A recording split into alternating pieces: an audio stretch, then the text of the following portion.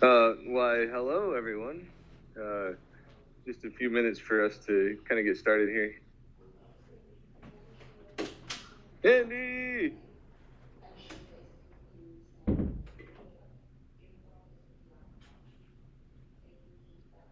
Phil, I don't know if you can hear me or not, but if you can, you might want to add me as a co-host so I can take over some of that administrative stuff.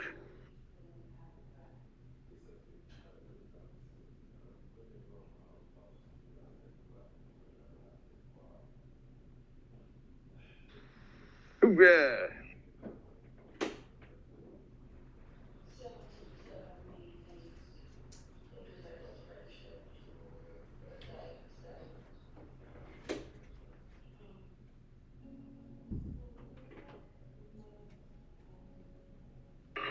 Oh, the koala bear? This is the first time I'm seeing you like this, and I'm just kind of like in awe right now. Yeah, that's my drop bear. Basically, there were 10,000 of these, and I bought this one. And yeah, like the guys who created Crypto Rider created 10,000 random koala bears. What's up with the traits? How do you feel like you're able to look it up on Rarity tools and all that stuff? Where are you looking at it? Yeah, I just thought this one looked cool.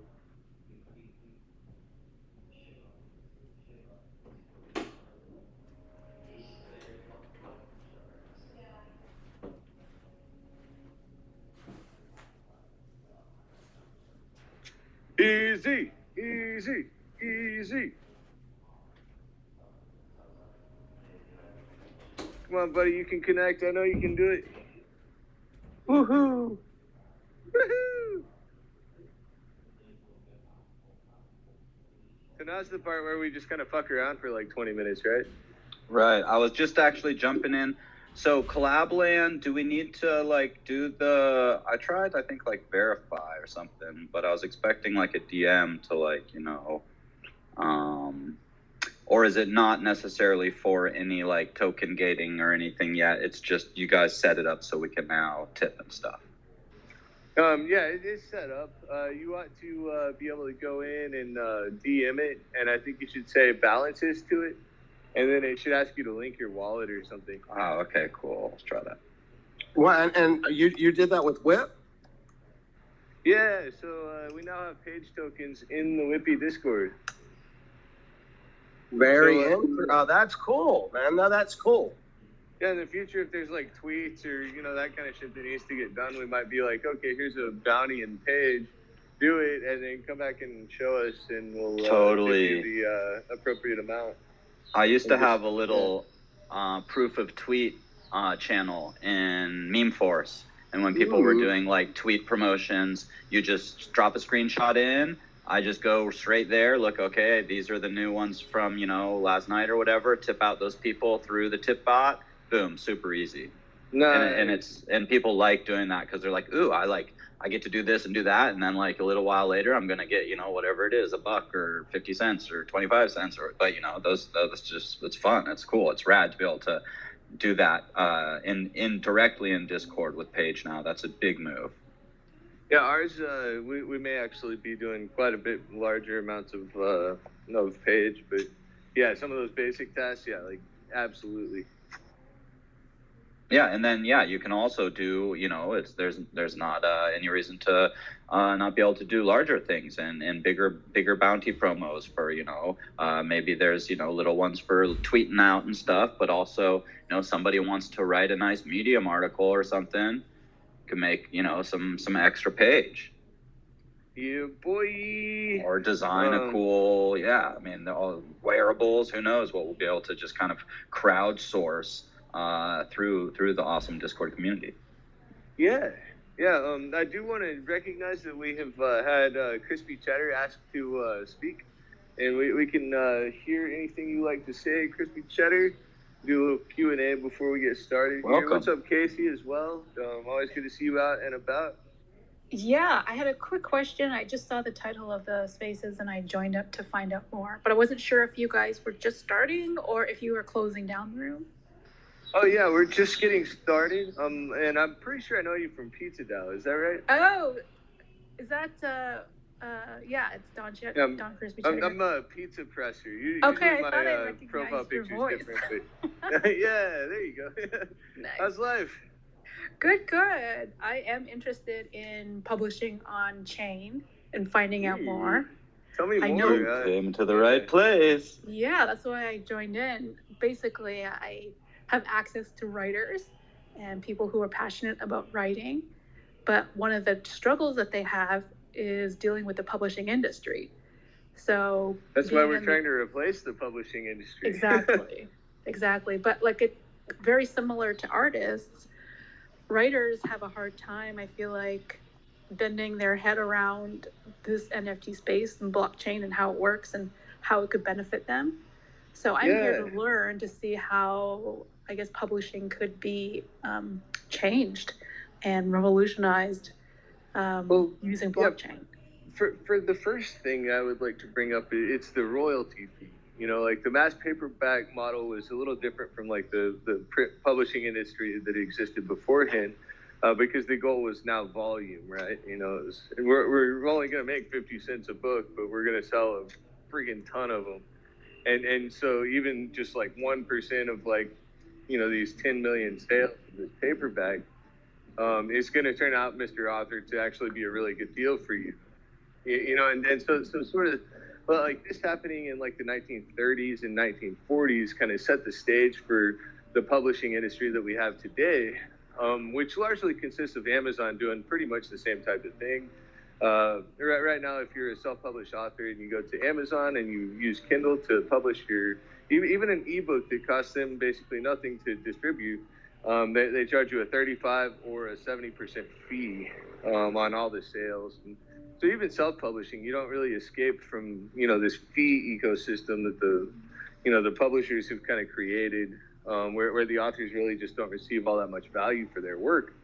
And so you see like kind of this race to the bottom industry-wide as, you know, the various different people who are dead set on earning a living from this craft, you know, kind of race to figure out like what the next big thing's going to be. And basically what we change about that is pretty much everything. We take a way lower cut. We basically create a new market, which is secondary royalties for authors, which has never existed before. So this would be the equivalent of like me selling like an Ernest Hemingway first edition signed, you know, autographed copy, you know, at a secondhand bookstore, and like his estate getting a cut of the royalties there.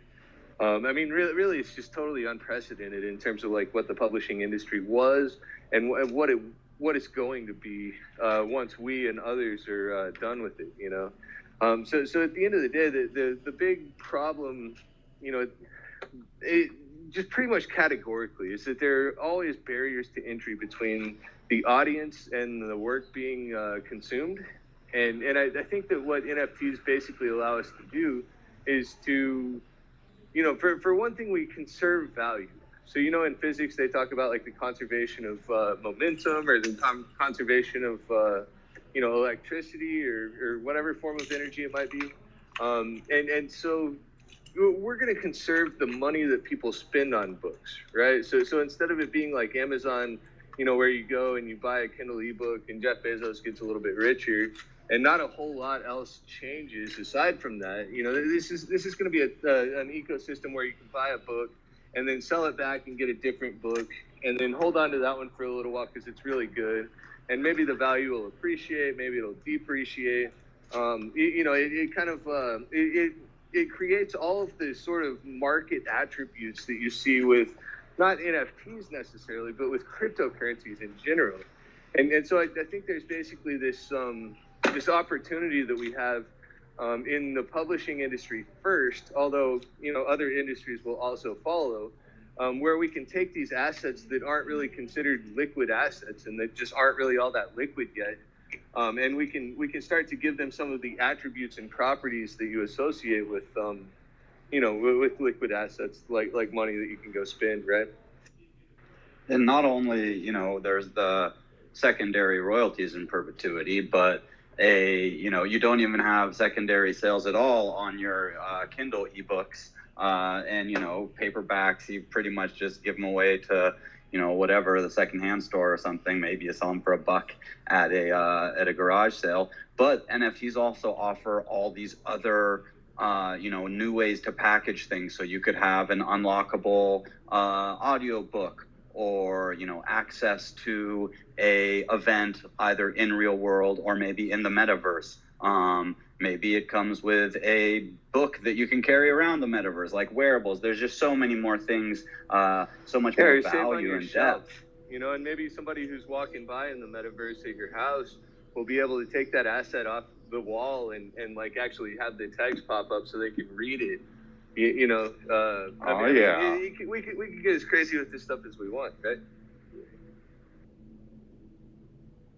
That's the beauty of it. We're just, it's a whole new world, both financially and creatively, as far as our freedoms are concerned, I think. A whole new world. What do you think, Don Crispy Cheddar? Did we answer your question? Yeah, it's very interesting. I mean, I knew it would have a lot to do with secondaries and royalties. But the other part of it, I'm definitely interested to see how it grows, is the distribution. The distribution of it, and how it links up to traditional methods. Yeah, we're still working on that. But eventually what we want to do is have a link inside of every NFT book that allows you to order a physical copy. And maybe we'll have those same links somewhere outside of that. But the book that I'm working on for the PageDAO right now, the concept is that we want 10,000 different covers, and you should be able to order a matching cover if you own one of the 10,000 NFTs.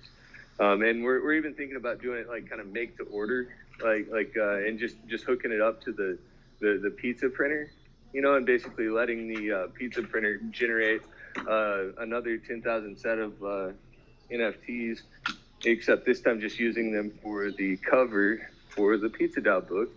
And we have a partner for that, Lulu Press, I believe is what they're called, and they have an API. And so our plan is to basically hook up the minter, which Mr. Indefatigable, he should probably be a speaker, has been diligently working on for some time here at WIPP, in which hopefully will be pretty well completely operational in the near term.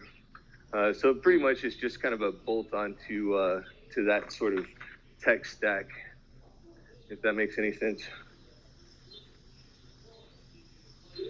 And then we also have our NFT book bazaar that's going to be coming out fairly soon as well, which will be a really nice marketplace. Yeah, I mean, if you want to talk a little about that, Dylan, go right ahead. Oh, no, I mean, basically I was. I mean, like pretty much the NFT book bazaar is going to be coming about the same time as the minter is going to be coming. And the idea is that, we need a marketplace where we can index by like author or by title, and basically like OpenSea and Rarity and some of these other big time, platforms don't offer those sorts of functionality yet. So what we're going to try to do is create one standard for all books across Web 3.0 and basically say like, here's like where the ISBN goes, here's where the author name goes, here's where all this stuff goes. So let's do them all the same, and that'll make them searchable, and you'll be able to put them into like your AI or whatever later on. It'll really help with everything. I think there's another thing to bring up also, Dylan, and that's the aspect that, this is, a lot of people have written books or this or that, but also, it's a place for writers, artists as well, that maybe want to work with somebody on another project, like, hey, I'm good at this, because, a person in the audience is one of the people that, I mentioned that we're going to talk to in the future that is looking for somebody to help them, design a type of project and need somebody that's fluent in that kind of space. So I think not only are we looking for those books, but I think a place where people can collab, whether it's like the misfortune cookies or whether it's, the pass the pen, like there's so many things for people of this genre. There's, that can be involved. Oh yeah, buddy. Our collab lab is like pretty much the greatest part of the whole thing that we're doing, because we've got, I mean, who all are we working with? We got like Hash Masks, like PageDAO, possibly BAYC, possibly, I mean, shit, we're already working with Cypher in different ways, Lads to some extent. Lad City, like, yep. Yeah, so many different orgs and groups. I mean, it's pretty much like throughout the metaverse. I had somebody hit me up earlier and ask for, like sponsors and like pizza stores to have locations for this NFT treasure hunt in New York. And it's like, I think the response that we've given her has been far greater than she was expecting, because it's like, instead of like just a pizzeria or two, we're talking like prize pools. We're talking about like, maybe like a district of pizzerias. We're talking about like, just all these different orgs. I think there's like 10 orgs from across the metaverse that are all kind of coming to this too. So really, I mean, it's not even just about WIPP, but it's about like sort of this space as a whole, and the way that this community is growing and coming together, and the way that like WIPP creates like a platform for new people to kind of get their feet wet, and also for like, seasoned veterans to come in and bring a project to a talented group of people that can help. Yeah, the collaborative aspect of the community, the broader community, and then what this enables as far as making those, just like amazing, deep, rich connections that we all make fairly frequently. Today, through Kita Crypto, actually, I had a contact reach out to me from elclip.org, and it's like a big Latin writing community that are interested in getting their publications on chain. So it's going to grow like wildfire. There's no reason it wouldn't. It solves so many issues in publishing, and it gives just so many more opportunities. And I think we just happen to be at a good time to be launching this project really full on.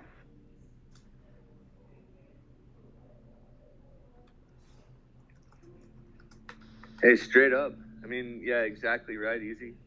I mean, it's just, I don't know. What do you think, Crispy Cheddar? Is there any part of this that we're not speaking to that you would like for us to? No, I think just listening to what you guys are working on is amazing. Cool. Well, yeah, it's a hell of a lot of fun, but it's also a hell of a lot of work. I was in a call at 9 a.m. today, and I was like, oh, this is terrible. Whenever I start working at like 9 a.m., I always end up going to like 1 a.m. or something. It just turns into like this crazy like marathon. I don't know why. I guess I'm a morning person or something. Dude, hey, Dylan, I had a question for you. Ooh, a question, huh? I am WIP Publishing. You must listen to me. Oh, WIP Publishing. Ask us your great question. All right. So how many authors have we brought on so far? How many authors have NFTBooks right now? Man, okay, so there are a total of 17 different NFT books. I believe they're by 10 different people, maybe 12. And we're currently not publishing new NFT books as we push towards the new tech stack that's coming out. Basically the idea is we'll get people's contact information and make sure they know how to use the new site when it comes out. And the thought is that we don't want any royalties the way we were structuring royalties before. So we may actually end up, I don't know if I've leaked this alpha before or not, but we may end up actually burning all of the NFT book Genesis tokens that still exist at this time. Like yeah. Fahrenheit 451? Yeah, the Ray book burning? About burning books. I thought we were making the unburnable book collection, the Library of Alexandria on the blockchain. Well, the creator is the only person who can burn them, so technically they are still unburnable. But yeah, we're thinking we need to do a fire sale to kind of raise awareness for the platform and say thank you to all of the people who have aped in early, like Rizzle, for example. And picked up some of these NFT book tokens. The intention was always for them to be rare, but I did think they would sell a little bit better than they had. So this gives us the opportunity to kind of shore up the rarity and you know, say just kind of like, okay, well, whatever in terms of the sales, you know, we'll sell way more NFT books, you know, on the new platform we got coming out. Yeah, and so honestly, like we've been kind of fighting the tech this whole time anyway, so you know, Exactly. we're doing Right. pretty good considering. Like, it's an I do have a upgrade. good follow. I have a good That's follow right. question to that. So like, how many NFTs out there can you read? Like, is there Very few. anything out there that is similar to what you have? Like, can I go to There's- OpenSea and read another book? Yeah, there's not much in terms of actual books. I'll say that right now. And in terms of books that are like one click to get open, I think we've got two of.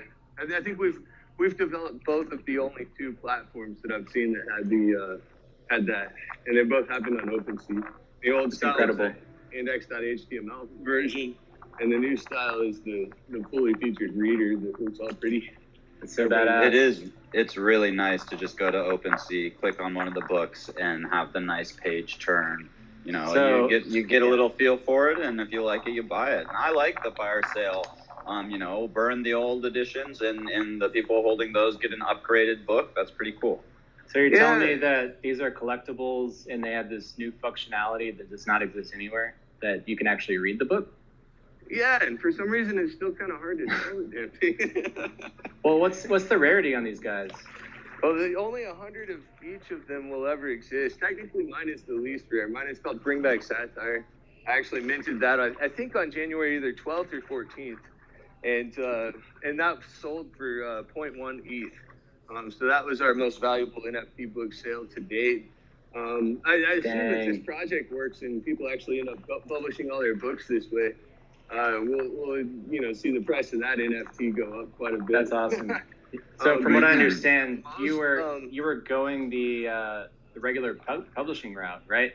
You were gonna make that into a actual physical copy with a publishing company, right? Well, I self-published it on Amazon. Oh, you and self-published I published it. most of the content to Cint.co before the actual NFTing of the book. It was on Amazon for about a year, and I think I made about $50 from it. And then I sold the first NFT for like double that, and was just like, whoa, like maybe I'm cooking with gas. That's incredible. Yeah. I got a good question. Does that happen to be you, Dylan, on maybe a paddleboard out in some watery destination? I think I know what that is. I think that's a CBD bath. Oh no, this is paddleboarding, easy. You got me all wrong, buddy. I thought he was ripping a bomb. Oh shit. I mean, damn it. All of I the forgot above. my bong. The bong's still at the house. I fucked up, guys. I'm sorry. So who was the person who said that they were in real life publishing or IRL? Was that Easy and Crypto? Yeah, I've written 6 books. No, I think it would have been Dylan. Yeah. I've done all kinds of articles. I don't know. Short stories, poems. I've got a patent. And you know, something else to touch on is we do go quite beyond books. Oh, We've maybe had it's actually. Indie literally works in the publishing industry right now, like helping people publish books. Easy? Indefatigable. Did he ever accept my request to join as a speaker? I just spammed him too. I'm trying to get him in. Maybe he's at dinner or hanging out with his wife, you know, quality time. Family stuff. Family. You guys are my family. Aww. Oh. Aww.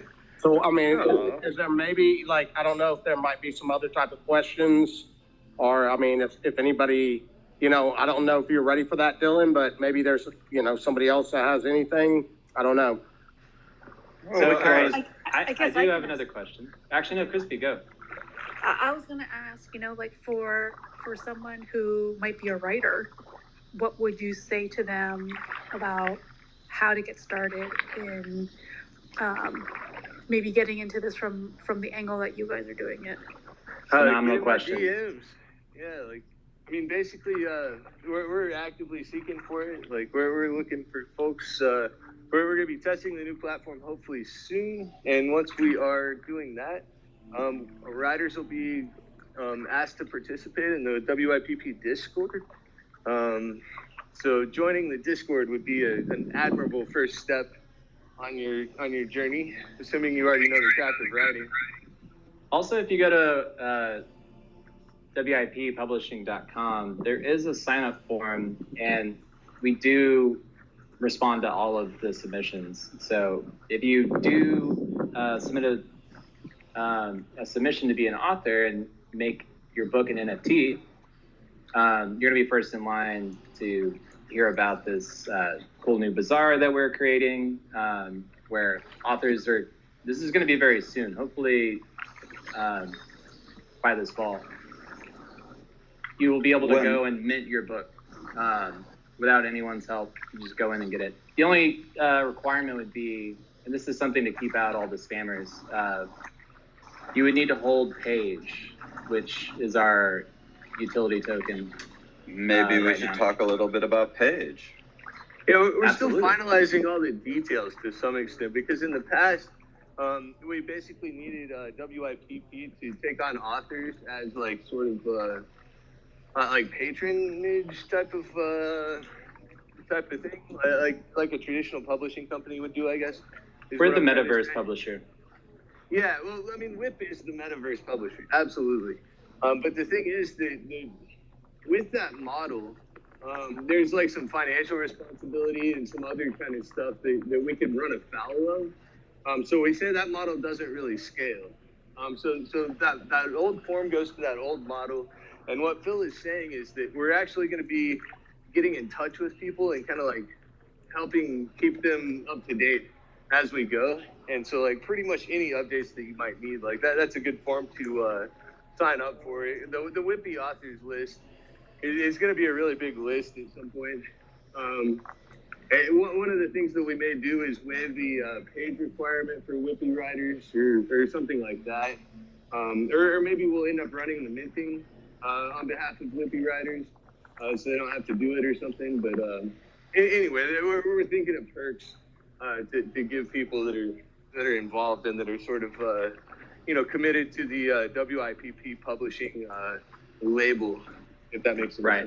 We also another thing, even if you're not an author, there is a way that you can make your own NFT books because there is so many books in the public domain, right? So we're also thinking about ideas on how we can get those onto blockchain and have that make sense. So maybe that's like, well, artists come in and redesign the book covers. Now they're a unique copy of, The Great Gatsby, one of my favorite books. So really cool things like that, something that people definitely want, and it makes it very compelling. Like, we want to have all the books on blockchain. How do we do that? Public domain is a part of that. Oh, absolutely. Public domain is part of that. But I do just want to say a little bit more about the value here. Because, somebody in the audience might be thinking, well, what about Gutenberg.org? They've already got them all, and they're already all free. And basically the response to that is that, okay, so human minds are largely motivated by finance. Like, let's just be real with ourselves here. And so there is a powerful driver that we can use to put all these Gutenberg.org books onto the blockchain, thus upgrading the method by which their content is stored. So the idea is that like blockchain books are immutable because of the way that they're stored, and they're also stored in a decentralized way, which doesn't only make them more easy to access, it also does make them more durable as well. So by sanctioning, people to come in and do collections of public domain works as new collections, it's a lot like what the translators already do with the ancient texts. Plato's only written so many books, and yet you can go pick up so many different versions. Why? Because, well, they're different translations. Because the way IP works, you can create a derivative work like that based on someone else's work, no problem. It's open, to further creation. And so essentially, like, our argument is just, look, we'll take works from the public domain, we'll update them to this new method, and we'll release them the same way that we release everything else. so that the author is even picking the price and, you know, whether the content is open or not and all that good stuff. And the idea is that we're hoping to preserve this stuff over the, you know, long term. Absolutely. Well said, Dylan. Did that answer your question, Crispy? Yep, thank you. We also have writing opportunities for people that, you know, maybe don't have the time to write a full book, but want to come and just participate and be creative, like the Pass the Pen, which is a weekly community collaborative writing exercise, where the first one turned into this incredible space pirate adventure with psychedelic mushroom spores and, you know, battles on Pluto and all sorts of really interesting, you know, AIs coming sentient and stuff. And this is just straight out of, you know, the community. And it's been really fascinating to watch it grow, because it was kind of like, you know, mostly the team putting the stuff forward at first. And now we've got, it's just like, it's left the nest. People are adding to it like crazy. We have documents where anybody can add to it async or develop a character or background or, you know, a scene here or there, and then basically mash it all together, do a couple of kind of refinement sessions, and then publish a joint book. So, you know, Never Ending Choose Your Own Adventures. We've got the Misfortune Mondays for Misfortune cookies that will be NFTs. Hell yeah. That can be made entertained on the blockchain. Did we all lose Easy or just me? Yeah, I think he's cutting out. I am still. Yeah, there's a lot of awesome things Easy, happening. We're going in every direction here. Yeah, I'm on Costa Internet, so there's you so might many lose me possibilities.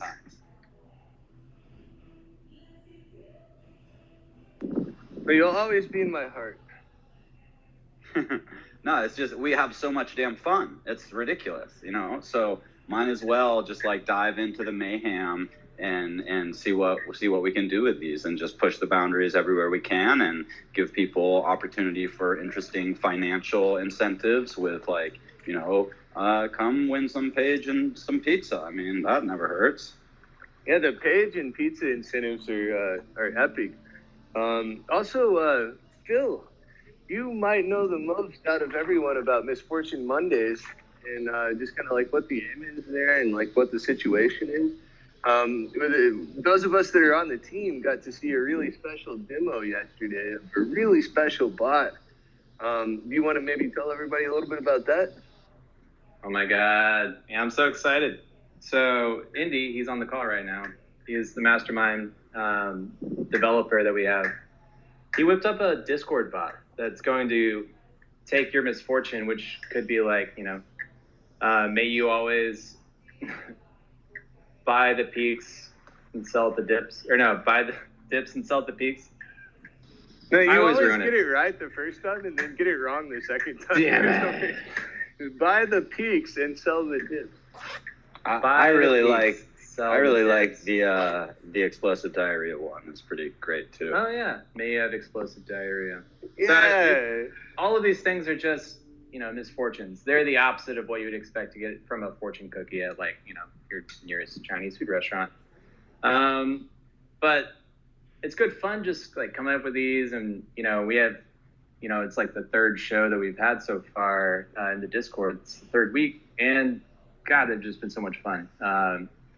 We're doing a live show that's, you know, we're coming up with new things, new themes, like on the spot, and just having fun with it. But this week we had an epic addition that Indy, his Discord bot. So he created this bot that will, all you have to do is do !bake and then write your message. It adds it, it generates this image with your text on top of it, and it's all random. It's through Unsplash. So you never really know what's going to come out of it. But it just like adds a whole nother level. Super addictive. Super addictive. Just fun to play with. But yeah, we were having a lot of fun, and I feel like the community is still pretty upset that we turned it back off so they could finish being developed. Well, yeah, it was an early demo. It was being run out of his computer. So if his computer's turned off, the bot doesn't exist. But yeah, there's very promising demo that I'm excited to work with a new, like a graphic designer and maybe artists to make backgrounds and fun things to have these really unique messages that come out of it. And best part, and this feeds directly into our NFT book bazaar, where you connect, you're gonna like connect to your MetaMask inside of Discord, and it'll connect you to the NFT book bazaar. And now you have this NFT that just spawned from a Discord chat, and it's on Rarible. Really just mind-blowing technology that Robbie is coming up with. Yeah, wait a second. Say that again, if you don't mind. Yeah, this is some dope slow down shit. All right, so you come up with a ridiculous misfortune cookie message, type into this Discord bot, bake, you buy the peaks, right? And then as long as you can get 2 votes is what it's set at right now, it'll create another emoji it's like a money bag. You click on that, then the bot will message you, DM you, and it'll let you mint it as an NFT. And that will show up on Rarible. Best of all, it costs you nothing. Like, it's lazy minting, which is totally new to me. It's mind-boggling that there's no gas fees involved. But lazy minting, you're the owner of this, but it will... Gas fees there's gas fees. It's just that people have to pay them when they mint instead of when you submit when the you art. buy it. The onus is on the buyer, which I think is great. Well, I mean, that opens up so many possibilities. I can just sit at home and make all of these, misfortune cookies all day long. And, dude, I don't have to pay the gas fees. That was the whole reason why I didn't want to do it. Yeah, pretty awesome. We use a similar lazy minting over at Cypher, so that when and if you're the first purchaser of a track, we call that breaking the artist, and that actually sends the master copy NFT of that track to the creator, and you get the first edition. But you do have to pay that. You pay a little extra gas, but you're getting the first edition. You're kind of like, launching this track's career, and maybe if it's the person's first track, you're kind of launching their little collectible hip-hop career. So it's really cool to be able to do that, and I think that it lets almost anyone that's creative, no matter where you're from, if you don't have any ETH to pay the crazy gas fees to mint, then you have access still to this community and this economy.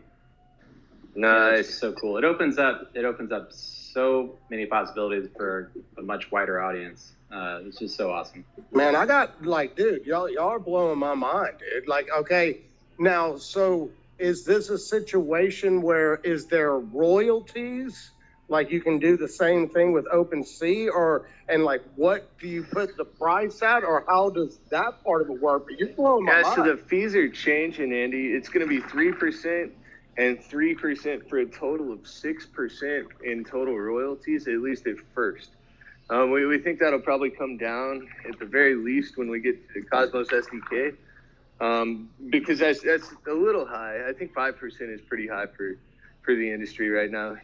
So it's going to be a premium service, but the thing is that the author will be able to set their own royalty up to a total of, I believe, 50%. So they could add up to 44% more royalties on. I don't know that you'd want to. I think around 10 or 15% is about as high as you generally want to go. But I'm sure we'll see people do it all the different ways, No, I mean, dude, this is, and I thank you, Rebel, for showing up, man. But he's an artist himself, and I don't know how he's starting to find out about us, man. He's all over the place. But the situation you're describing, you're basically saying with these fortune cookies, you can make this crazy, which would be considered what? A one of one. The fortune cookies are all fortune cookies, but you have this one special fortune cookie that you made, and then if some people like that, I mean, dude, am I hearing that correctly? Yes, Oh, sir. Yeah, Phil, hey, would you And mind straight saying a from little a more Discord. about how the sales of the misfortunes are going to go, buddy? So, are you talking about the PageDAO part of that? I'm talking about all the parts. Every last detail. Get dirty with it. Oh, nice. So, just tell us honestly, the royalty I don't want to structure. That's my thought. Okay. Isn't there Yeah, I going don't to be a speak out of turn. Wasn't there going? Sorry, what was it? Wasn't there going to be a like animation we were talking about too? I honestly, it would be all speculation in how that works, but it would be awesome to see like a little GIF animation of like someone crumbling up a misfortune cookie and it just like reverses, like throws it away or something. That would be awesome. But I think there's one important aspect of this that feeds into the other part of what WIP Publishing is doing right now, and that's PageDAO, which runs on the Page token. And this creative project here for misfortune cookies, we're hoping to see a lot more projects like this where the community as a whole owns this, and the sale of the misfortune cookie goes back into the community. So like a percentage of it is always saved of the sale. So things like this where people come together and create this, these insane ideas, make NFTs out of it. If you're a part of the community, you're in the DAO, you hold Page, that's coming back to you, and it's just like fueling this engine of just literary creativity. That's one of my favorite parts. It's like I'm not have doing you got this a breakdown for me though? Just to get rich. I mean, have you got are you thinking there's a price that they're going to sell on Rarible for by default yet? Or I mean, obviously, like since WIPP is going to. I have a lot of questions still about the actual marketplace side implementation. Maybe this isn't the right time for those though. Well, I mean, it's right now we're kind of thinking through all of that. I mean, I talked to Robbie about it, like maybe, the default like 0.01 ETH or something, like $20. It's like the starting sale of all of these. Then I don't know. I can imagine if 6% is going to pay just the fees, right? Maybe there's another 4% that goes into the PageDAO. Well, 3% is a fee that goes straight to the PageDAO. You know that, right? That's what that 3% is. It already goes to the. Anyway, so we could do like more to the PageDAO or something. But what PizzaDAO does, for example, is the DAO gets either 49 or 51. I think it's 49% of anything that you do with the DAO, right? So if I did an independent pizza project, the DAO would get 49% of whatever I sold it for, and I would get 51%. Interesting. So maybe we could do something kind of like that, and make it where, writing the misfortune, like if it sells for a bunch, should be very rewarding, and it should directly incentivize the author, Absolutely. But I do like the idea of it being like a community project too, because, obviously no misfortune, so to speak, can be an island, So it's just kind of like one big partnership. One of these things would ever stand on its own, I don't think. I mean, it is an important part. The community DAO, the organization, this is how it would function.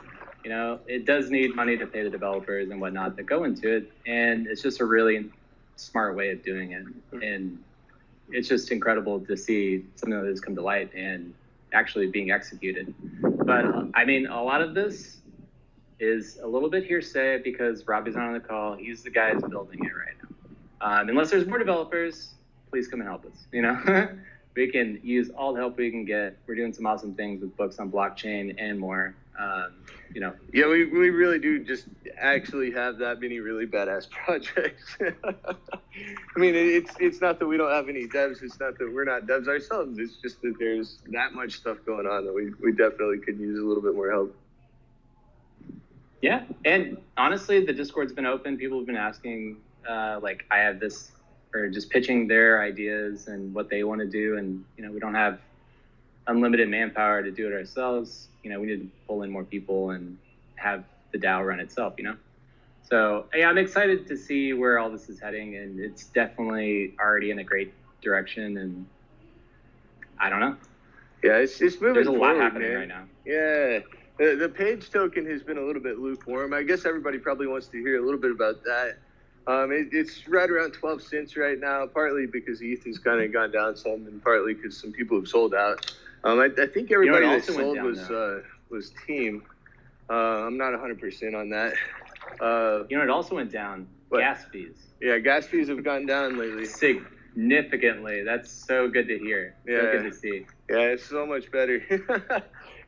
But yeah, so I mean, as far as the page token is concerned, I think we're probably looking quite a bit better. The high gas prices, the reason Phil brings that up, the high gas prices were probably not helping. so it's really good to see the gas price going down. Yeah, Uniswap is just ridiculous. Yeah, it's expensive even when gas is low. In fact, I would say, I think for the way the token was launched and just giving it to these 10 kind of brotherly, sisterly communities, and seeing that much support and liquidity come in has actually been pretty impressive. Oh yeah, man. Well, and I mean, honestly, we did have one org that dumped their position, but we only had one. I mean, who would have thought that you could actually go to 5 different orgs, or no, 10 different orgs in the metaverse and make them a partnership deal like this, and only have one dump the tokens that you sent. I mean, I think that's pretty good. It speaks to a really high level of support for the project around the community, anyway.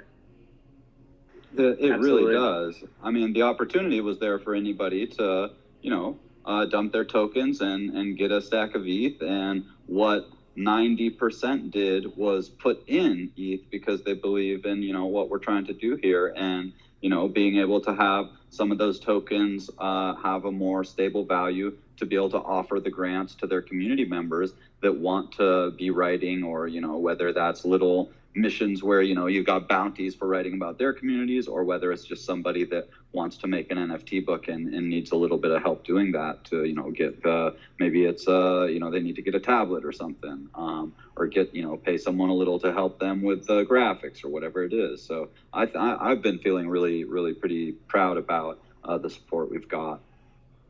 Dude, I really think Easy, you're killing that as far as that. I think there's the people that have written a full book, and I've had that chance to do it.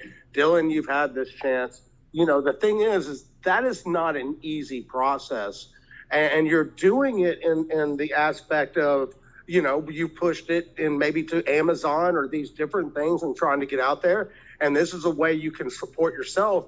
But there's a lot of people that writing a book, man, I'm not Dean Koontz, man. I don't see how this guy just could run through this many books a year. Like it took me years upon years to write a book. And so the thing is that what if with the page token, this person that does write, can write, gets with a person that wants something written for them and stuff like that. There's that incentive already. Besides you trying to write it and put it out and hope something happens with it, you are already getting these page tokens. You are already getting something back for showing your work. 100%. Yeah, that's a huge deal, man. I mean, really, straight up. And just so everybody's in the clear on this too, we actually do have, as part of the foundation of the PageDAO, an allocation of a total of 2 million tokens to allocate towards volume mining, which means basically books, and people who buy and sell books can get rewarded with page tokens.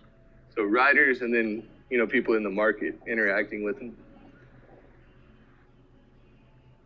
Yeah, it's pretty so awesome.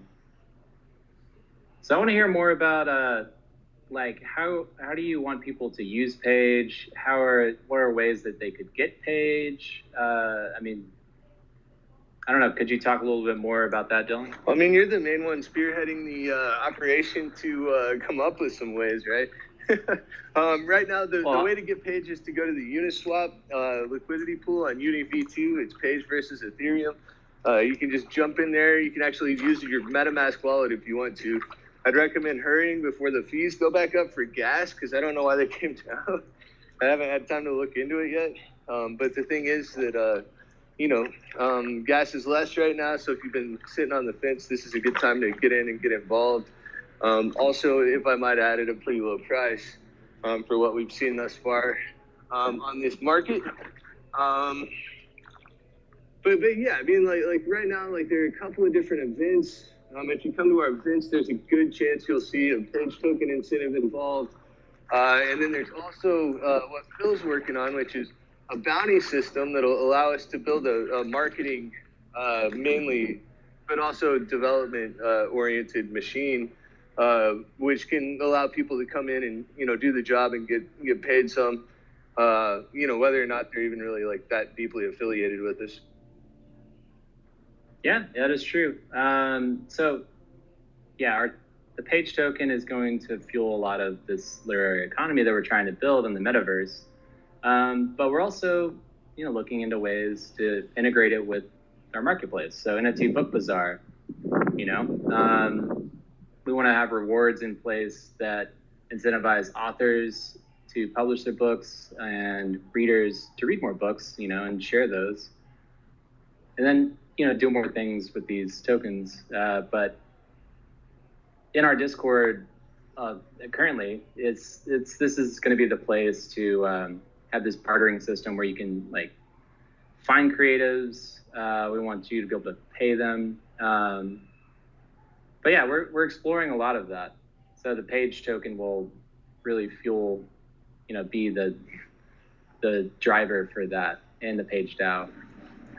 And there's quite hefty rewards still.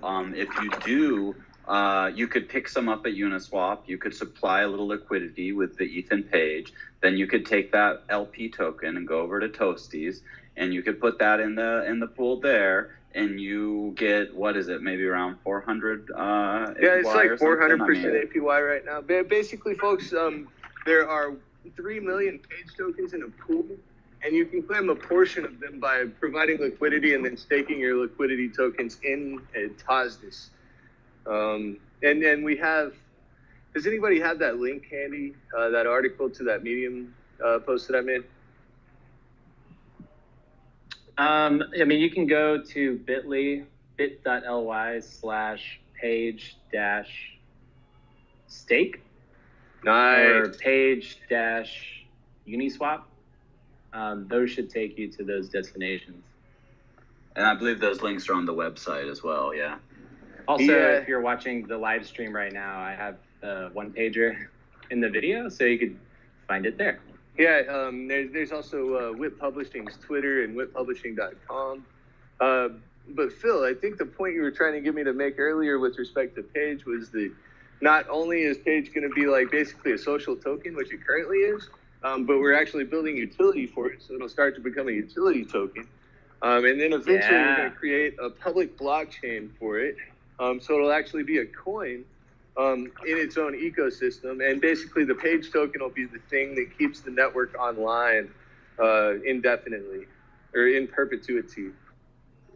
And you may be able to, we've talked about, being able to purchase an NFT book, put it into a pool, maybe earn Page while it's in that pool, or get a token out that would be able to swap for another book or a certain amount of Page, so you're not losing value after just buying one book like we have now. You buy a book, there's no way to really recoup that. But if you could put that book back into kind of a little public library, people that are either staking some Page or whatnot, if you get a library card and you're able to, if you're staking a certain amount of Page, you get that card and you can go drop things in and take them out of the pool. I mean, there's a lot of utility that could be done with this. That's right. And also with collab.land being in the Discord now, we're going to be able to vote on things like that.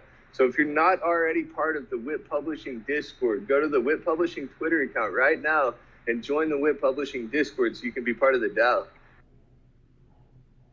Hell yeah. we want your ideas and feedback, and you know, it's all about building the community so the DAO can be able to do crazy cool things. That's what excites me the most. Just having a central place where everyone's on board, like, let's make this as crazy as possible. You know, it's literary brilliance. I love it. Dylan, you're a genius. Thanks, buddy. And Easy too. Easy, you're making a lot of this possible too.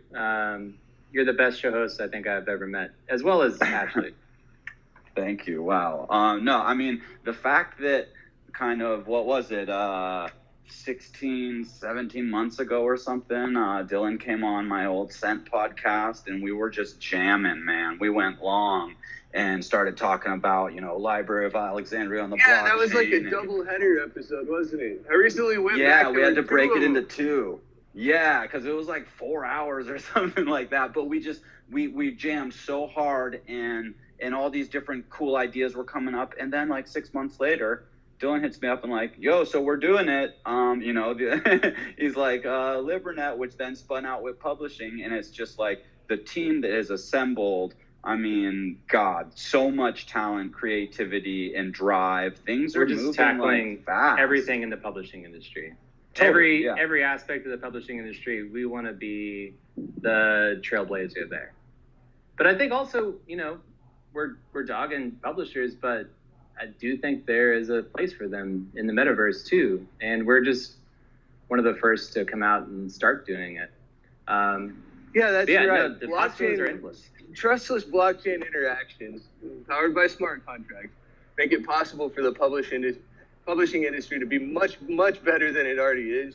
And we're just going to show them the way to get there. You know, we're not going to like antagonistically go out and like, you know, beat them all up or something, you know. We're just going to show them a better way to publish books and to organize the that's one of the things that really excites me. Because like, what if every NFT book, every sale just automatically distributed out those royalties to everyone involved, and the publishing like doesn't have an accounting system. It's just, look, you're the cover artist for this, you get X% on every sale, you know? That's just incredible. Yes. Like instantly. It's not like, oh, you're gonna get a check in the mail in like 6 months. Yeah, and you never have to call Spotify if you fill out this negotiate form or whatever. Yeah, nah. There's no, the black boxes in music and publishing have been too big for too long. And to go even further, like what PageDAO is doing with 10,000 book covers, like, whoa, how would a publisher even do that, you know? Right. Currently, I don't think they would. Yeah, there's no precedent for anything like that, which is precisely like why that idea by Florian Frankfurt was such a, you know, a hit with all of us. You know, I mean, it's always nice to have like that little aspect that you can add onto your project to make it like the first one, you know, to do, you know, XYZ. I'm sure we'll have like 3D stuff. We'll have augmented reality stuff. Another thing that may be possible in the near term is books that are only available in like a certain geolocation, but maybe they're available to everyone who's there.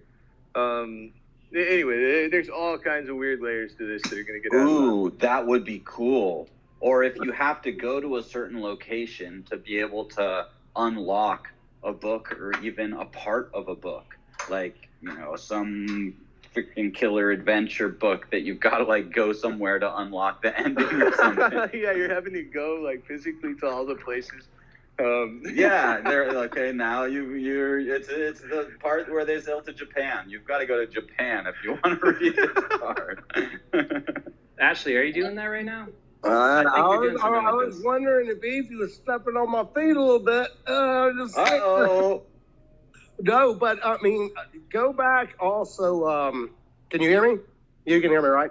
So yeah. Go back for a second. You know, because you were talking about the books that are in Genesis. You're talking about this burn, and you're talking about the aspect that there are these copies that are sold of each of these artists. And I wonder if you could maybe, Dylan, go through some of these books that are on this, because it sounds like there's a very special opportunity of, you know, and maybe I don't know, like Eric Stowe's book, like the comic and him growing in that, man, I think that is beyond, like, it is so freaking cool. And you're saying that, you know, you might have a copy that only, you know, a certain amount of people have. Once you do this burn, you're going to burn the rest of Eric Stowe's comic, you know, adventure. You're going to burn all these Genesis. And I mean, and what are the different storylines? What are the burns that you're going to do? Oh man, we're not sure even that we are going to do the burn yet. We're definitely looking closely at it. And the reason we're looking at it is because it's the most dramatic and profound like show of thank you that WIP can do for its early supporters. You know, because these early books are prototypes. They're very cool prototypes, I think, but they're prototypes nonetheless. And so the point of them was never to sell out like a full edition or whatever. It was just to have some tokens and, you know, experiment a little bit with trying to get people to buy them, experiment a little bit with reading them, see what people had to say about them, you know, and they're ultimately, at the end of the day, they're tools that we're using to refine, you know, the ultimate product, which is coming soon.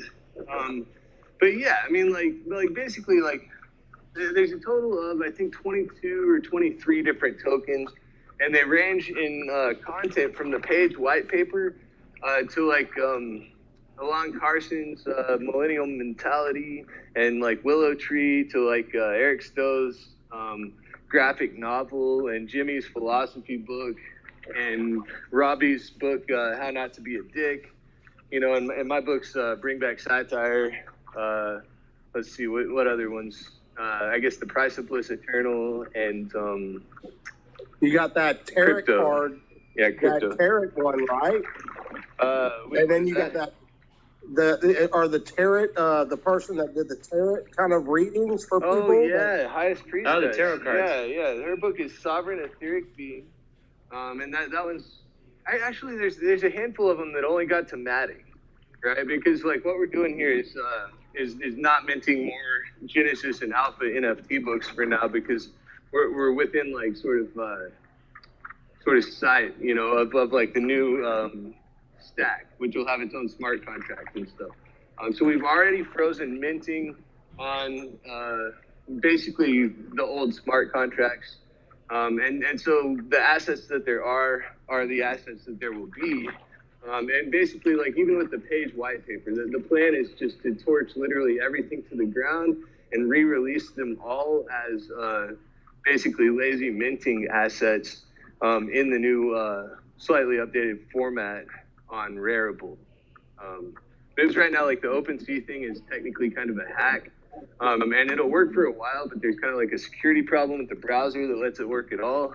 And like, you know, it's just not necessarily all that safe to be rendering code the way that it does.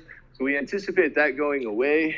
And the thought is basically that, you know, moving forward, we'll have more robust content that'll be accessible via the wallet even. So it'll be like a decentralized application, and like basically you'll get it in your wallet when you buy it, and that'll give you options to interact with it. Okay, so that brings up a good question for me, man. And I'm because I love this idea of the person paying. So are you saying, like, let's say a person did a misfortune cookie, like somebody in the audience that killed it, and say you will have explosive diarrhea, you know, and people just love that and just want to get that, and maybe it's something they want to send to people whenever, like, they don't like them, like as far as their wallets or whatever. So it's not kind of a one of one. Is it a situation with whether it's the misfortune cookies or whether it's this book, they're each printed, like you just put it up there, and if 40 people want to buy it, then they can all buy it, and if 100 people, or what are those kind of ideas with that? Well, my primary goal is to let authors experiment with it, because I think that's going to be how we figure out what's going to work ultimately. Is probably a lot more people than just, you know, us team experimenting with it. But I think what we'll probably initially do is just make it as open as possible and see what happens naturally. and then kind of use the feedback that we get from our environment to refine like kind of the recommended values for the different fields and stuff that people want to fill in as they mint.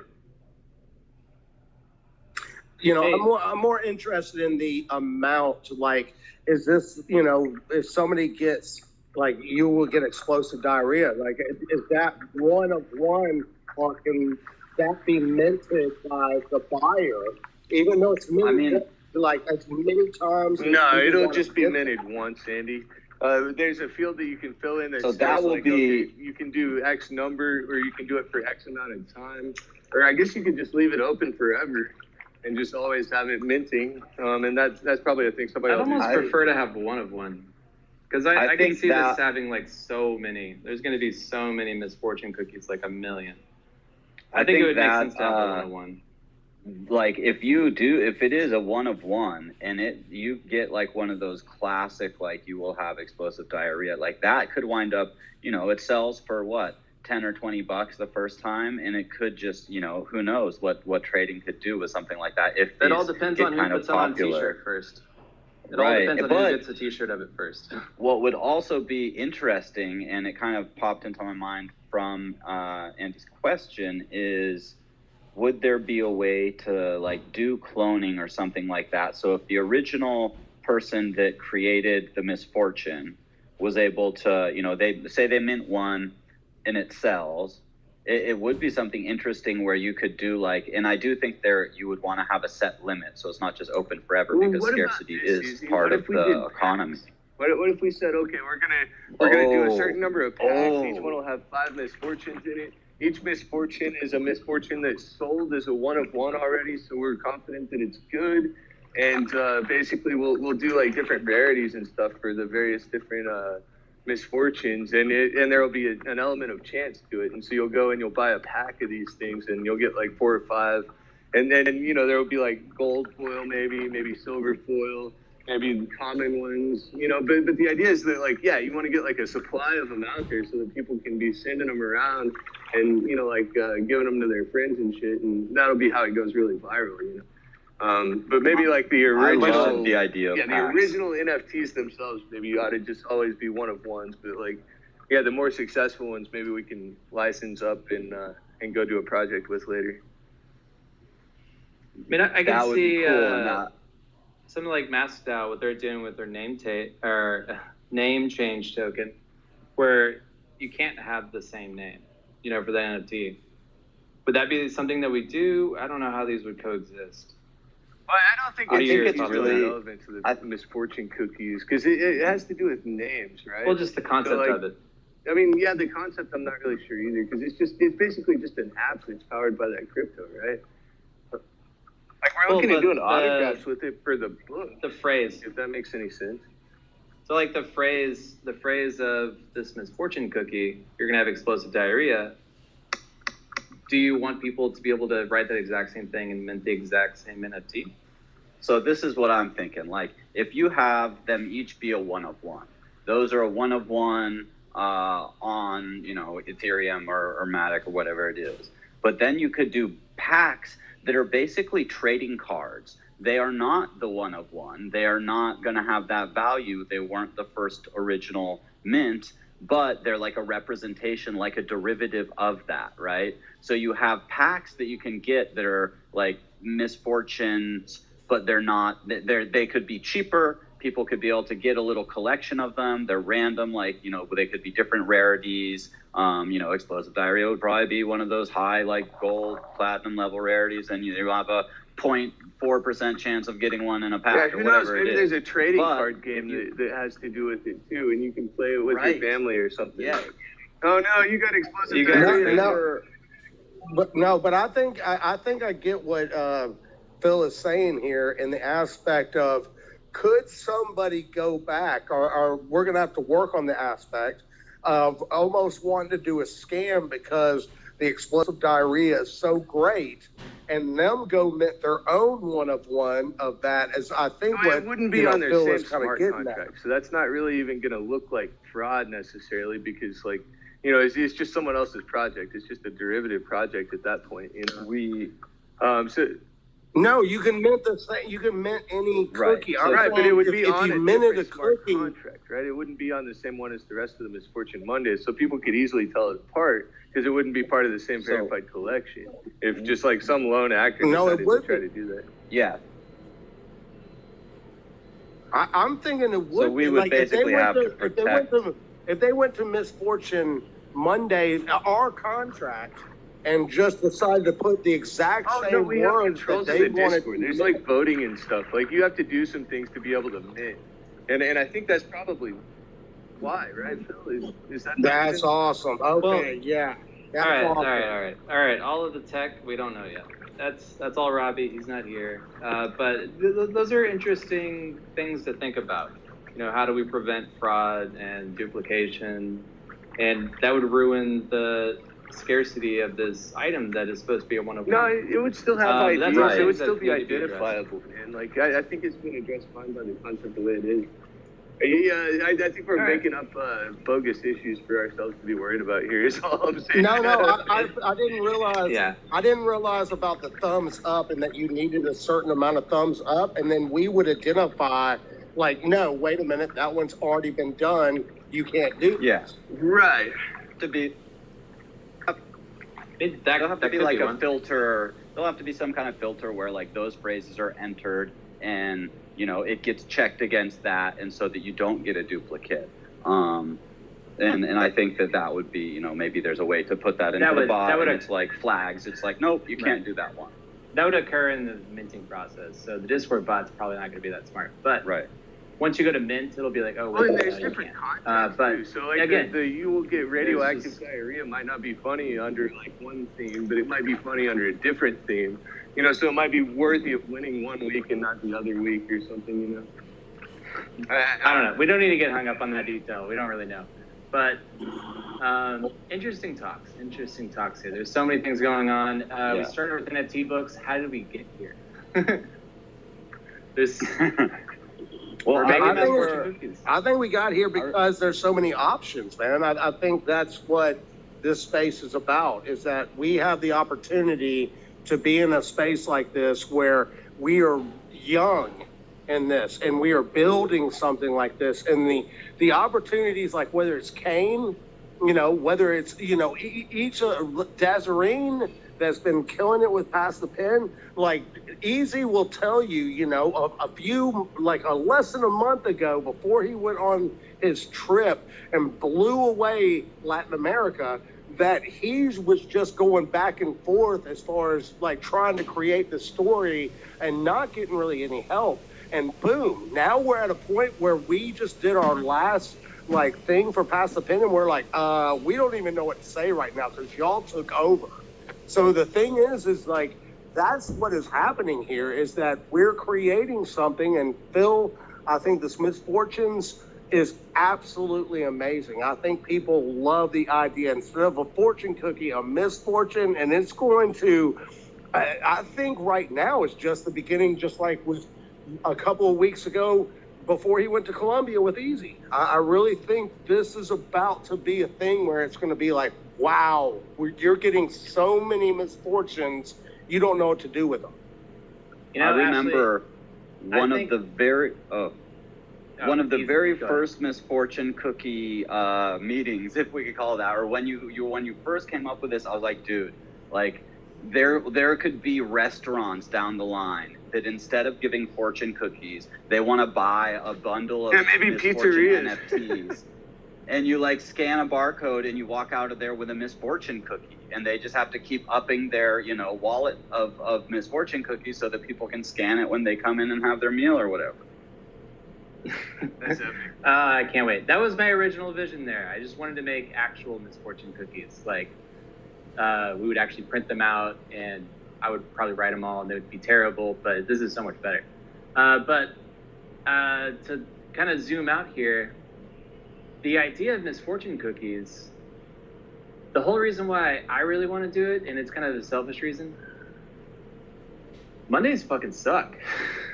Misfortune Mondays, I love the fact that we can all like just get together and just celebrate how terrible Mondays are and all the bad things that are probably going to happen, and just like put them out in the universe and they're just gone. You know, Mondays are so much better now. Misfortunes that we had in the group yesterday. I feel like there were several.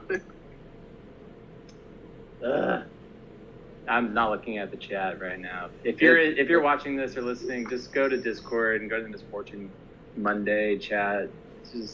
It's a lot of trash. You just gotta see it to believe it. It's so good.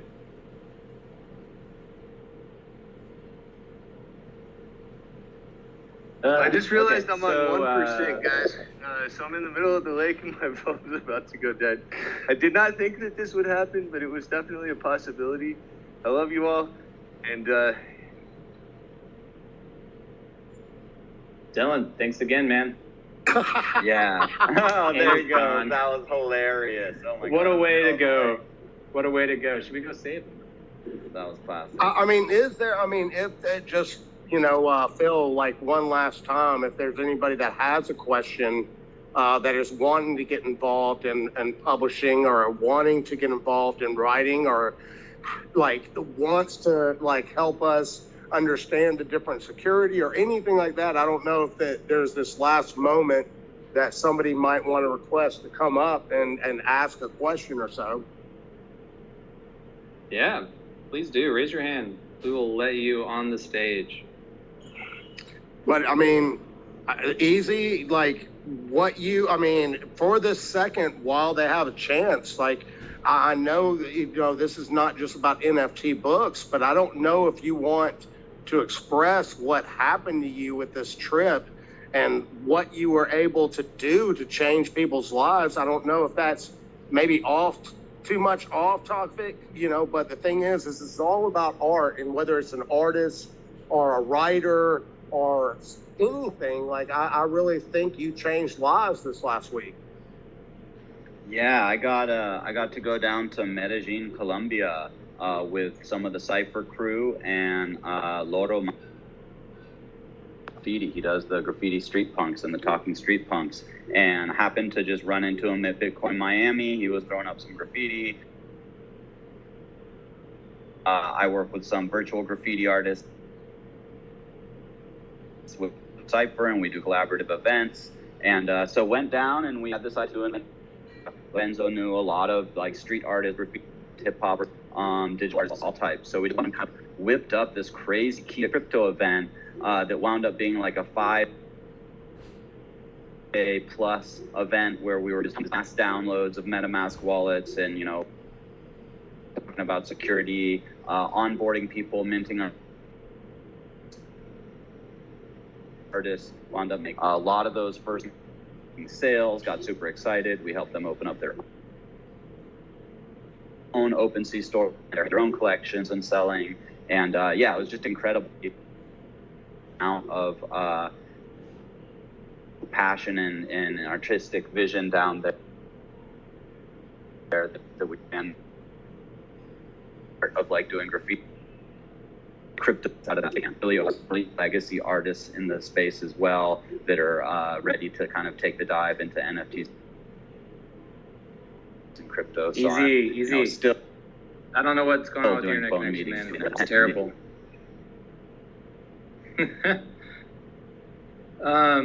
Easy. I got like half of that. I'm so sad. It sounded like such a good story. But I guess we'll have to run over it another time. We did have someone who wanted to speak. Rebel Force, what's going on, man? Hey, not much. Thanks for having me up. I just was kind of passing through the feed, and I saw what you guys were doing here. So I'm following most people that I saw on here, and really like what you guys are doing and the ideas, and just kind of the free open source. That's kind of what I'm seeing all around on everything. I've been in this space for close to a month now, I guess, and so anyway, I just I'm a writer as well. I've done a lot of poetry and like rhyming stuff, as well as different types of art. But I guess the most intriguing part to me is kind of of NFTs. I guess really is the what you're doing with it is you're making this copyrighted or copywritten, like full on piece that is yours and yours alone. So that idea is really kind of staying with me, and I'm thinking more about like technology, different plans that even just trademarks that people might want to like trademark different ideas and different things. That this is the way to do it as well. And so basically I really appreciate what you guys are doing, and I need to learn a little bit more before I can ask educated questions exactly regarding what you guys are talking about. But no, this is great, man. The main question I have for you is, are you a part of Cypher? No. No. Oh man, easy. We do poetry slams. We did a Cypher WIP Publishing poetry slam a few weeks ago, and it was so much fun.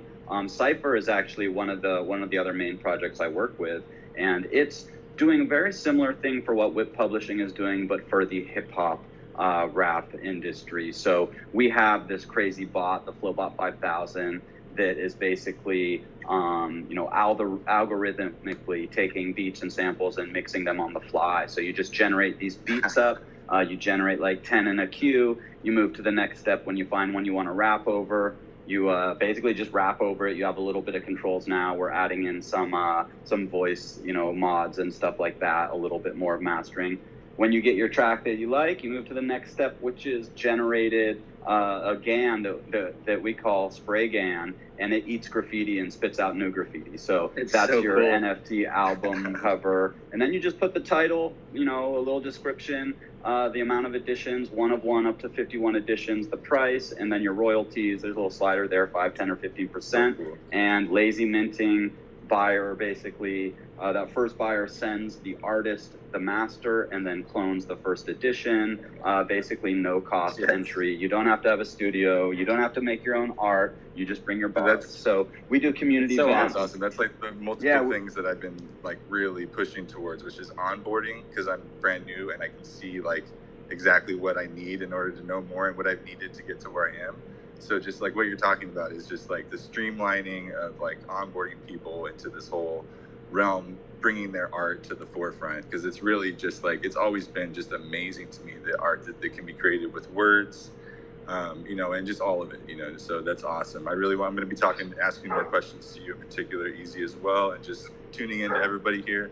And again, I appreciate, you guys letting me come up. So thank you. Hey, awesome. So wait, when's the next Cypher show? Is it every day? Easy? So there's been more Cyphers popping up, and we're gonna try some Twitter Spaces as well. But the regular Cyphers are Thursdays at 3 p.m. Pacific in the Token Smart Discord, which is an amazing community. Shows pretty much every day, wide range from arts to music to markets to just like whatever crazy NFT stuff's going on. And then on Sundays, we do a little bit longer of one over in the Cypher Discord. And, we throw down beats and people just rap over them. We pass the mic around and round robin. Sometimes people throw up GIFs in the chat and just try and like do as crazy as you can. We call that the chat rap. You just have to rap what's in the chat.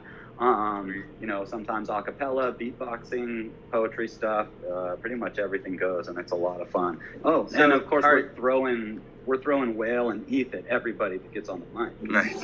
Oh, and dude, awesome. hey, and just to say this, I'm sorry for cutting you off, Phil, but this is a personal IRL, which is a crazy expression we now need to use.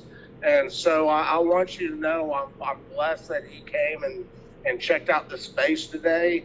And I think that this space it's going to be amazing for him. I got him involved in Discord and told him like, hey man, I really think he knows a lot of artists. He's in a very, I don't want to dox him and tell him, but he's in a very special place in the world. And he knows a lot of different people, and I look forward to who he says, hey, man, y'all need to step your game up. Like, this is the future. Web 3.0 is what is about to happen. Great to have you here with us. Yeah, there's so much possible. Easy. I have a very real question here. So, like, let's say I want to mint my rap. Does that just happen? Like, how does that actually work on the show? Like you're rapping on Discord, there's the bot that's like making AI beats, and Is somebody like actually recording those and making NFTs? Well, the Discord events are just for fun and mayhem. We do record them. We, sometimes throw up little bits on YouTube, and we need to be doing more of that. But to make the actual rap NFT, you just go to cypher.media and Easy, cut out there. No. Why? Easy. Why? Easy there. Easy, come in. Dude, Easy. I think this was, dude, this is happened, man. We need to check on Easy now. Oh, is he trapped out in the middle of a lake too on a surfboard? On a surfboard? No, but I think, as far as, with Rebel Man, I really appreciate you, jumping headlong into this space, and he's blowing my mind. Like, I'm almost getting ready to have to ask him questions about some of the stuff he's learned, and I've been here since, January, as far as in this space, in October and NFTs, and it is so extraordinary what is happening right now in this space, what the possibilities are now, and what the possibilities in 3 months that are going to be able to lead for what we're doing at WIP Publishing, Phil. Absolutely. Hey, on that note, we have another speaker. It's Louie. What? Louie, baby. What's up, man? What's good, fam? I literally just dropped in to listen, but then I saw Easy dropped out, and I heard you guys were in the middle of that dialogue about Cypher. Oh, please help Easy. He's in dire. There's an app. There's a web browser, Web3 app. It's a link on a website. You go to it, and when you get there, you can generate a beat over that flow bot that he was talking, meaning like not over it, but like you just press a button and it'll spit out beats consecutively until you find one you like. And then when you find one you like, you go basically to the next screen after that, which is like kind of like, I don't know if you know what a digital audio workstation is. It's like short, for short, it's DAW, they call it. It's like what, I'm a rapper. I use that to record and whatever. It's called Pro Tools. There's one's called, there's GarageBand. Those are all DAWs. So basically we have like our own little Cypher DAW. And it allows you not to do too much, just like to make sure the timing of the vocals is right and like slight compression a little bit. We're still hoping for like some equalization tools too.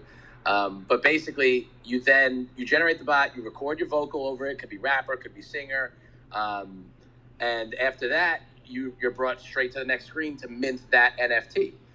Then you decide how many copies you want to mint, and that's pretty much the deal, Dude, thank you so much for clarifying that. It's amazing technology. That is mind-blowing, dude. That is so awesome, man. Thank you for, dude, oh God, this space continues to constantly amaze me, man. Dude, and so, absolutely. So you guys should definitely check it out. I mean, if you know anybody who makes music, so I work with the team like on features, because obviously I'm a rapper, I use it, I tell them what I think it should have and whatnot. And one of the things that like we're almost there on delivering is like this bring your own beats feature. And like you're gonna be able to then like have like a producer upload their instrumental and rappers and singers record over it, and then basically like decide, like the producer will get to decide which one that they would use. Like, so there's just a lot of big plans for it. It's pretty sick. I fucking love it, and I'm a metaverse rapper. I'm the NFT rapper, aka NF Trapper. It's Louie, baby. I didn't plan. Thank God you're here, Louie, baby. I don't know when I cut out, but I realized at some point like there was a spinning screen, and I was like, oh wait a minute, I don't think they hear me. Definitely lost. Oh, I'm glad you're back. I'm glad you're back. I was dropping knowledge on how Cypher works, the actual the DApp on the website, the little DAW we got going, how recording works. So I took them through the tutorial, but I'm backing down. You hold it down. No. It's so awesome. I love what y'all are doing. I really do. And y'all are actually seeing some like NFT sales, right? Like, Louie, has anyone bought your beats yet? Dude, I mean, I've sold five. So I've sold more than 5. I've sold about 7 or 8 through Cypher. And my story's a little interesting with Cypher because basically they found me And then like the week after or 2 weeks after, not that long after, they had like this Avastar's birthday party, and like I made a custom rap for it, and like that was just kind of like my rap, like my first entrance into the metaverse, like rapping, and I won an Avastar for it, and that was the rap that I minted, and like that turned out to be one that like people kind of just like went for. That was the one that got minted the most. It got like 4 or 5 mints, and then there was like 2 others that got 1 or 2. Oh, that's so awesome. And I know we're kind of running over on time. It's already an hour and a half, but this feeds in really well to this music festival in the metaverse, right? Yeah, dude, that's what I was about to say, man. Like, y'all... Can we talk about that? Dude, y'all just... I've been dying to talk about I'll be reporting. Easy knows more, I think. Dude, Drop more knowledge, please. Yeah, well, the Metaverse Music Fest is looking like it's shaping up to be the biggest, baddest festival the Metaverse has yet to see. It is going to be I'm just so excited about 3 days. So October 29th, 30th, and 31st. So Halloween night is the big end bash. We will be in at least 3 different metaverses. Basically, all performers are welcome. If somebody wants to do something in like a hubs or something that's not necessarily CryptoVoxels and Decentraland and Somnium, which will probably be the main 3, we're open to that. There will be like central hubs, calendars, portals. Basically, each act will be staggered. It's going to be kind of like a crazy live, like it's being put on like it was a giant live festival. So you won't be able to necessarily go to everything. Like you might go to see one act and be like, oh man, I got to bounce to the other stage in another metaverse because I really want to hear these guys talk, or this group play, or watch this virtual graffiti be made, or walk through this art gallery, or do this treasure hunt. Basically, you can go to MVMF Metaverse Music Fest on Twitter, follow there. There's links to the websites where we have artist signups, collaborator signups. Like you want to help build stuff, you want to make wearables, you want to throw down on the treasure hunts. We just had been running a mascot and logo campaign. It's a team of incredible people putting this together and just doing it, out of the passion. Easy. Yo. Easy. Dude, can you just rewind like 5 minutes? We didn't hear a single word you just said. Damn. I heard it all, man. I'm kidding. Oh, you kidding. bastard. Oh, geez, you got me there. You really got me.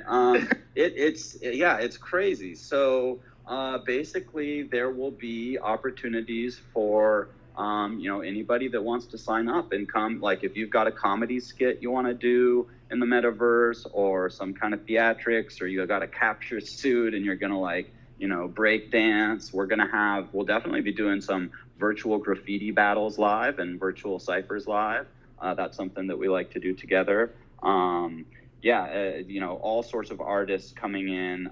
We're gonna be probably doing some onboarding kind of training sessions for the metaverse too, because we will have people that are entering the space and haven't had much experience. So, getting those people comfortable with running an audio through Discord or through their Twitch stream maybe. And it's not only live, people can opt in for pre-recorded.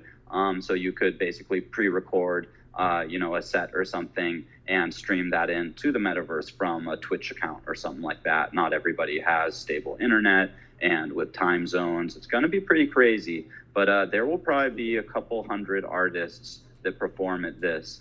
We already have, a bunch of people like offering up space. Like I had mentioned, there's going to be all sorts of different like treasure hunts, NFTs that you can get for being active at certain places.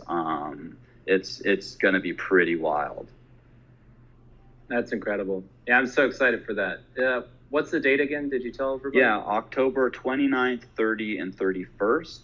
And then I think on the 28th, there may be like a kickoff party as well. Ooh, where do you have a link for that? Or what you could do is you could just type in the search here on Twitter, MVMF, and that should take you to the Metaverse Music Fest Twitter page.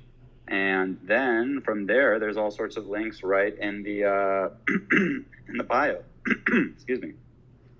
Incredible. All right, guys. I think we should probably close this thing down. But great to hear from you. I do want to mention one thing, Easy. The other great thing is that, you know, and somebody that was in the crowd, and I talked to you earlier about that, I need to talk to you about maybe after the show, is about what you did in Latin America. You taught people how to mint. You taught these, you know, or these artists, all these people who are doing this. You're not only just getting them into this metaverse space, you're teaching them how to create their you know, platform and actually sell, you know, their work. Yeah. I mean, you teach them to fish, right? I mean, that's the idea. We're planting seeds and they're already growing. It's amazing to see how, you know, in that process of maybe a few days at one of these festivals, you'll have people that come to one of these, like, whatever charlas, these chats, these courses, and they'll kind of sit there and hang and listen, and then maybe they come the next day or 2 days later, and that's when they start, like, asking questions, and all this, you can see it, like, in their eyes, just boom, they're like, oh my God, I can do this and that and that, and they start getting their own ideas, and you know, it's super, super rewarding to, you know, be able to turn people on to, you know, creating value monetarily out of their passion and artistic, you know, vision. So yeah, I think, you know, if we can do some of these onboarding sessions, which have been, you know, brought up in the MVMF calls, that's going to be a huge boon to the whole community. I have one last question. How soon, prediction here, how soon do you see the metaverse and Web 3.0 just like being totally prevalent, where we're not having to teach anyone? This is where you go and do anything you want to do? That's a tough question, but I would say maybe the end of this year, there will be super easy on-ramps where it's not as complicated to set up like your wallet with some of the social sign-in wallet things that people are developing now. Then you don't have to have that like kind of scary barrier where it's like, oh, well, now I'm in charge of my own money and I've got the scary seed phrase, or, you know, just those like small hindrances still that take some time to get comfortable with and learn, even the lingo and stuff. That's one of the toughest barriers to overcome. So when we have a real easy onboard for people to be able to, you know, whether it's through a video game or whatever it is, and they're buying NFTs and they don't really need to understand the tech, then that's when it'll start flooding, you know, mainstream. That's so funny you bring that up. They actually came out in a show with Dylan and I for the crypto morning show in WIP. Robbie was asking, like, please explain this to me like I'm not even 3 years old. Explain this to me. And he's like throwing out all this jargon. It's like, dude, a 3-year-old's gonna be brilliant or just totally inept. Like, there's no way anyone's gonna like know this. I don't know how it's gonna be so simple, but it's obviously coming, right? Yeah. I mean, and you know, it might be a couple years out. It, you know, it depends. It's so crazy that, like, you know, some celebrity tweets and like it just like, you know, turns on the faucet and, you know, hundreds of thousands of people join in or millions of people get turned on to it. So it's kind of a wild guess, you know, but I would say, you know, we probably have another year or so before maybe there's some good, nice, solid, secure solutions for like any old person just to be like, oh yeah, I have a crypto wallet, and not necessarily have it be like totally custodial on someone else, to still have, you know, basically control over your NFTs or your funds. So it could still be a little while. Absolutely. All right, guys. Well, with that, I'm just going to close down this show. It's been awesome. We are so excited about the future of books on blockchain. We're WIP Publishing, and Easy is also with Cypher, as well as many. He's a host in so many shows. He's awesome. Ashley is an awesome author who is actually in the process of making an NFT book currently in, what is it, 3 years? How long is it going to be, Ashley, before it's actually released fully? No, this book with WIP is next year. I got a puzzle with WIP tomorrow that we're going to do for a one-of-one NFT from my artist. We're going to kill it tomorrow for this show. we're trying to make it interesting, but these people break these puzzles in 10 minutes, 15 minutes. I'm looking forward to tomorrow. We tried to step it up a little bit. I don't know, but we're going to have a great show tomorrow, man, on WIP Publishing as far as this puzzles. Man, they're going to, and we're about to up the ante after this one. So if y'all want What time is that? That's going to be at 4 Eastern, 3, or 1 Pacific, I guess you could say. And if y'all join WIP Publishing and decide you want to see a puzzle and see if you can break it, you get a 1-of-1 NFT. And the art is epic. Those NFTs are freaking awesome. Dude, quite epic. Dude, I'm so blessed to have me working with y'all. The person that's doing the puzzle is going to be in this Metaverse Festival, and that's where, hint, hint, the next one's going to be broken as far as the next puzzle. It's going to be actually in the Metaverse. Yeah. So we're going to dope. Yes. And so I'm very fortunate to work. Easy, you were the one that brought me to this. I could never thank you in a million years. And I never talked to you a day before that. That was our first time ever talking of you saying, wait a minute, you have a book? And you changed my life forever, Easy. You're gonna change a lot of people's lives. Absolutely meant to be. Got the mission. Everyone in this space is just so excited. Y'all are all just a pleasure to work with. Peace, love, and whippy. All right, guys. Peace, love, and whippy. Connect with the Discord. The description or the Twitter description for the WIP Publishing has that link. Come check us out. Come work with us. Come write books. Mint your NFT books. Please, everybody, just flood the literary space. Let's make NFTs of everything.